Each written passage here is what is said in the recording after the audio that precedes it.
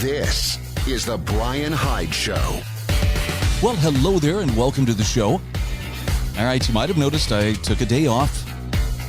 And I guess I should probably clue you in. I think I may have mentioned this earlier. I'm on the road. So I'm actually working remotely this week, which means I'm working actually from my daughter's kitchen table. And that's a good thing, actually. I've had a lot of fun hanging out with her and with my grandson and with my son-in-law. And it has caused me to have to make a few adjustments here and there in order to get everything done. And yesterday we actually had a couple of things planned. So I took the day off from recording the show, but I thought, there's a lot to talk about. There's many, many things going on and moving quickly. So I didn't want to stay away for too long. So here I am back today, hopefully with some things to share that will add some value and hopefully insight to whatever you're seeing of the passing scene. One of the first things I have to just briefly comment on is there appears to be an implosion of sorts happening within mainstream or legacy media.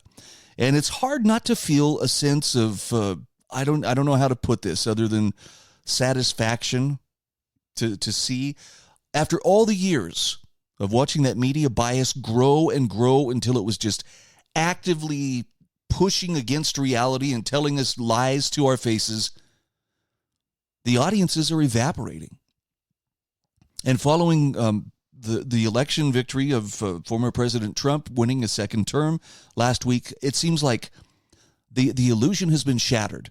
So much of what we were told, suddenly it's like the pretense has been dropped. And as evidence of this, I believe Trump sat down yesterday at the White House with President Biden, and they actually had a pretty amicable meeting. It wasn't, they weren't at each other's throats, and it wasn't, the tension you could cut with a knife, I think the real tell, though, was how when Trump arrived at the White House to meet with Joe Biden, you saw virtually the entire White House staff come out to see that because it was such a historic moment.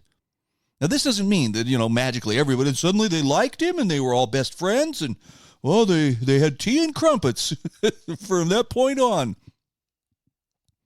But the narrative, and you know what narrative I'm talking about, this monster, this fascist, this Hitler-like figure is, such a threat to our democracy, and yet that's not at all what you saw in the meeting between President Biden and President Trump. It was two politicians sitting down together and apparently having a peaceful, productive meeting about the transfer of power. So, but the layoffs that are beginning to happen. I guess the LA Times owner fired the entire editorial board and said, no, we're going to go ahead and put in what he called a fair and balanced. I mean, where have we heard that before, right? Fair and balanced kind of editorial board, because what they're selling just isn't working. CNN is seeing their ratings tank. They have hundreds of layoffs. And this is on top of many, many people within the mainstream media being laid off throughout the course of the year. But it's just gotten worse. MSNBC, which has been one of the, the chief progressive voices out there, and also one of the main detractors, like pretty much their whole day is anti-Trump content. And they've seen their ratings absolutely tank after the election. And if it sounds like, gee, Bryan, you sound pretty cheerful about this. Look, I'm not cheerful at the idea of people losing their livelihoods and struggling, maybe fighting, depression or despair because, they no longer have employment. But I'm ecstatic at the idea that the illusion that these are authoritative news sources and everything else is nothing but disinformation or misinformation.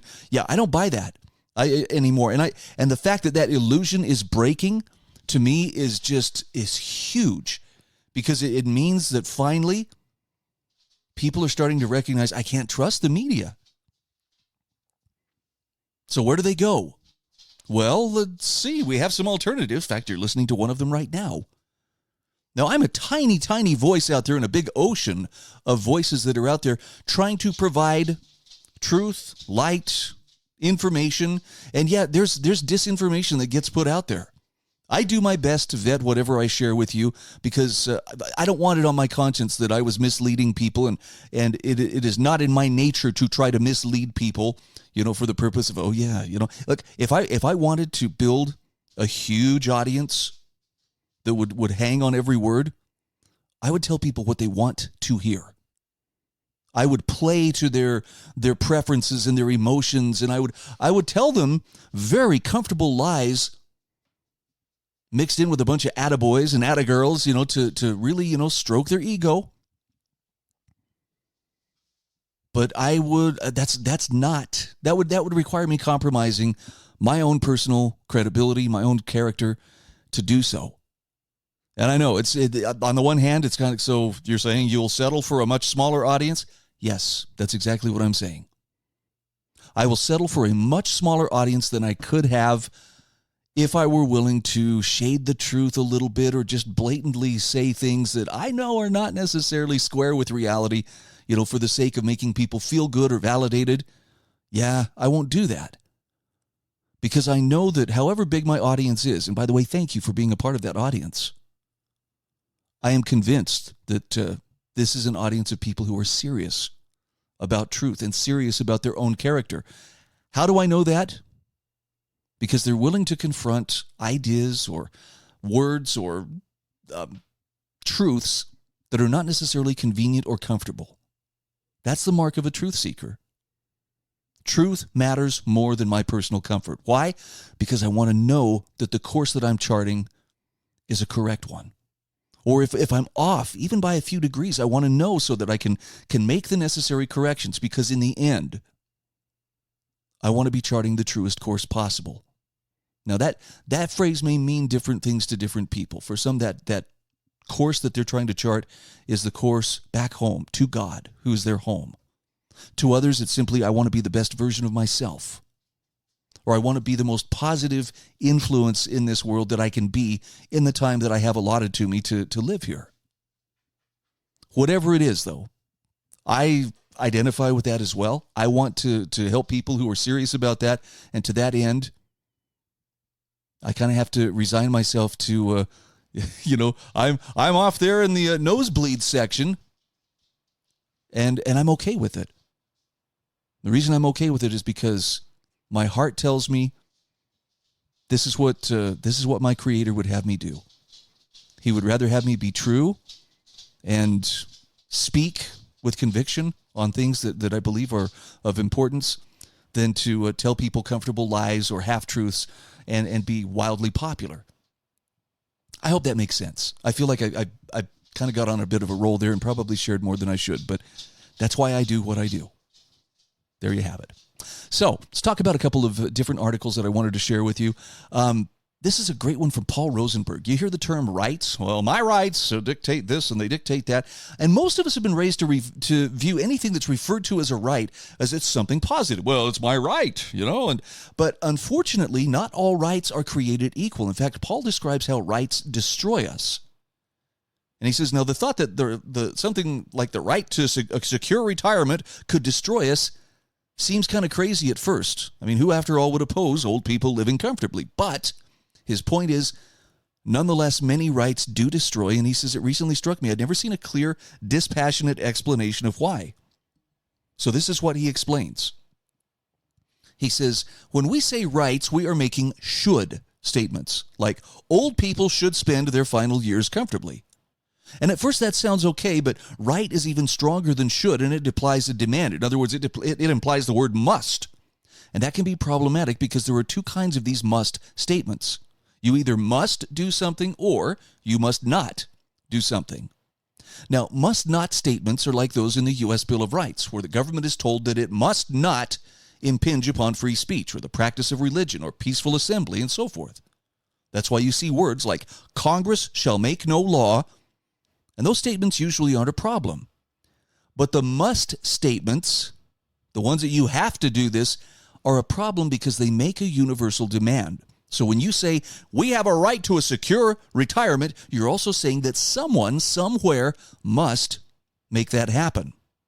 Do you see the difference? Paul says, demands that a right be satisfied are made to unspecified providers. Thus, they accrue to gods and rulers, and with gods no longer in style, they go directly to rulers who are expected to satisfy the demands. So to make secure retirement happen, the rulers have to provide goods and or money to old people. And those have to come from somewhere. Roof repairs and microwave ovens don't come from magic incantations, after all. Someone has to work to provide them.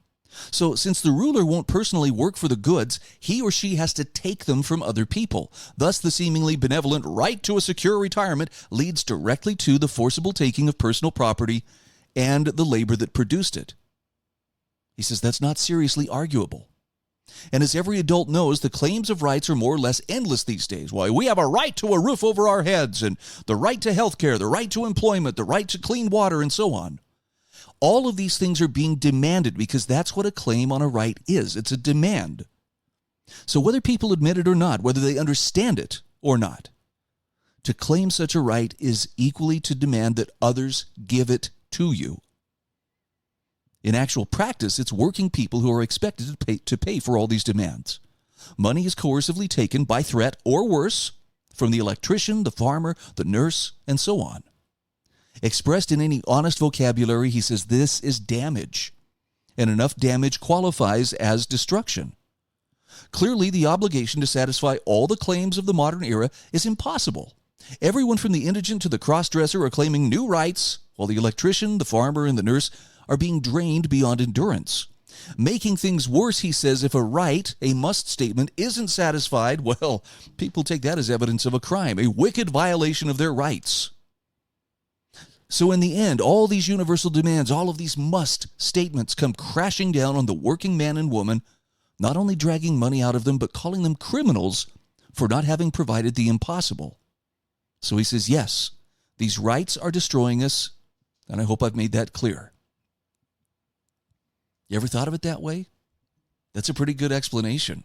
By the way, something else you will want to add to your understanding of rights is, as far as your natural rights, those are the rights that you can claim that limit government's power over you.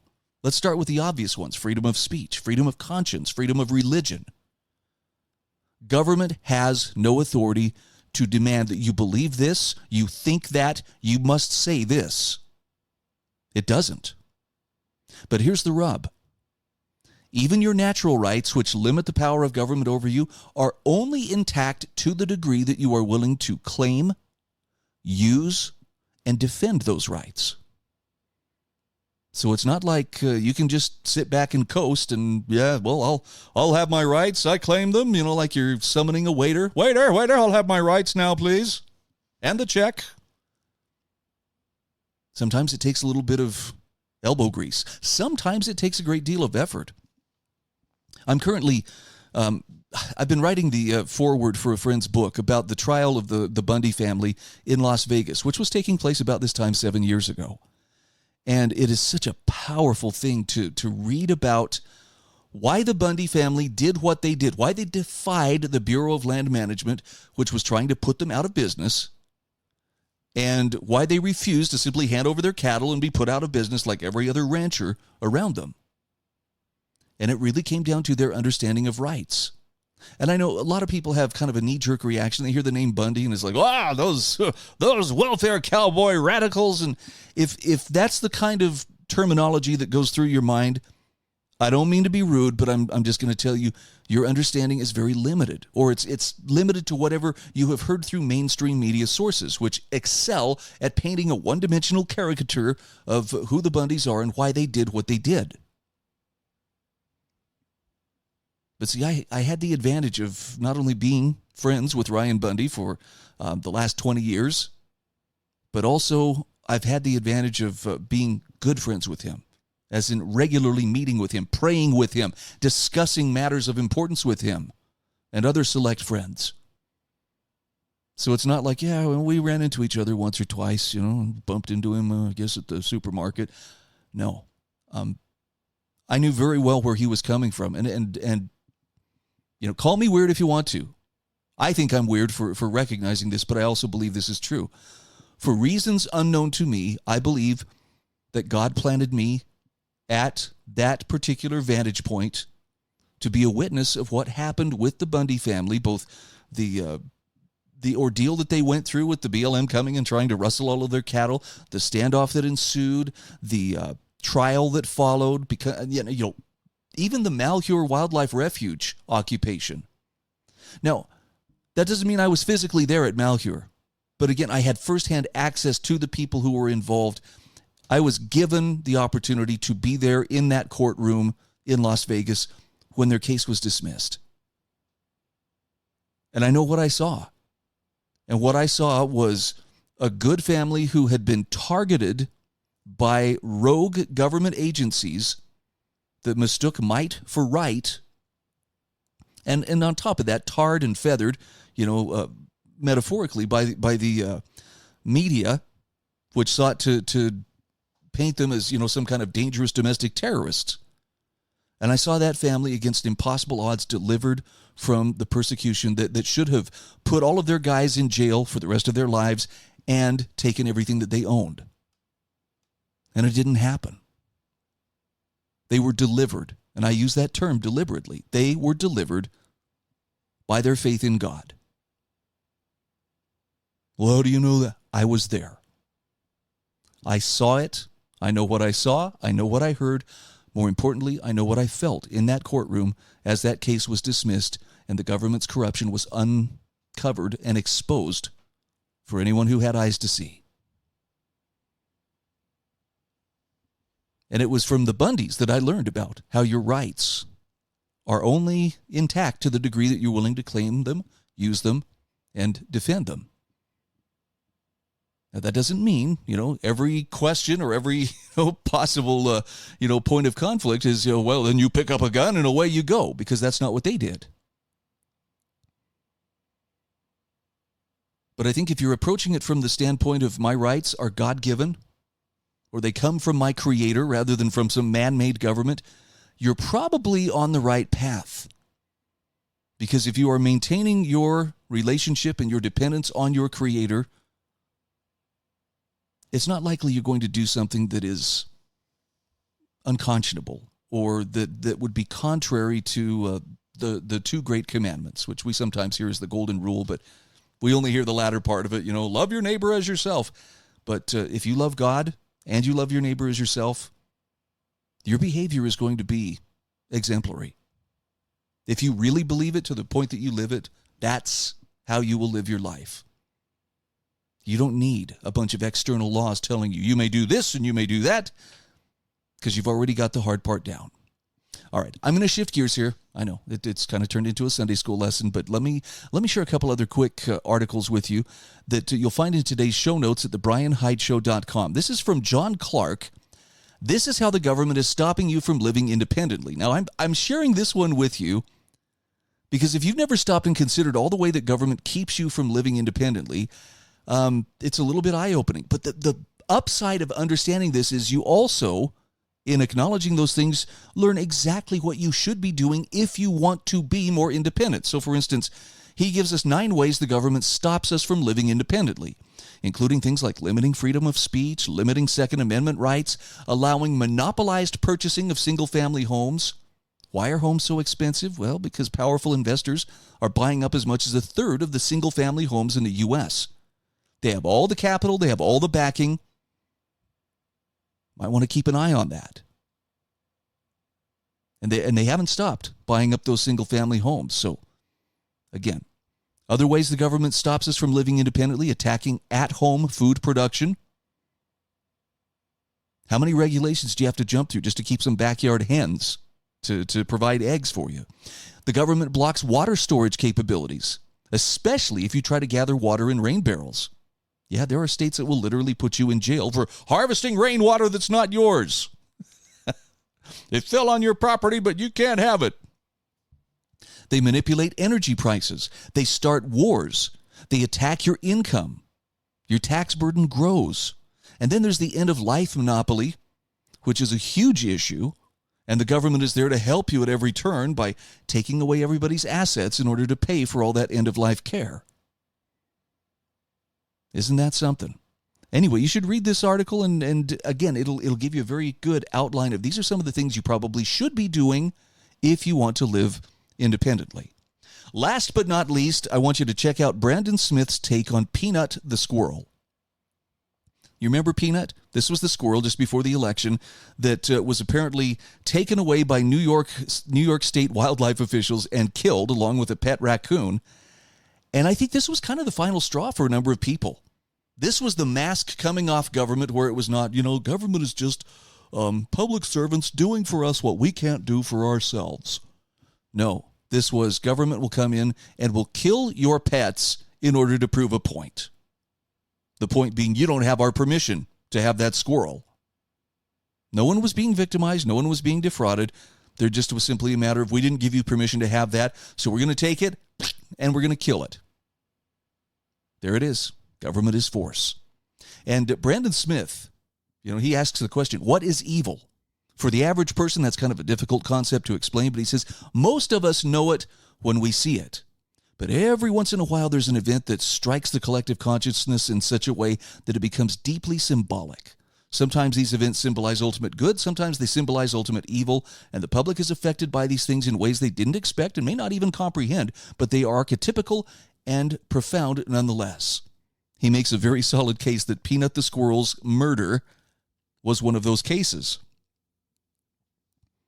Peanut, I think, actually got more positive reaction out of his death than George Floyd did.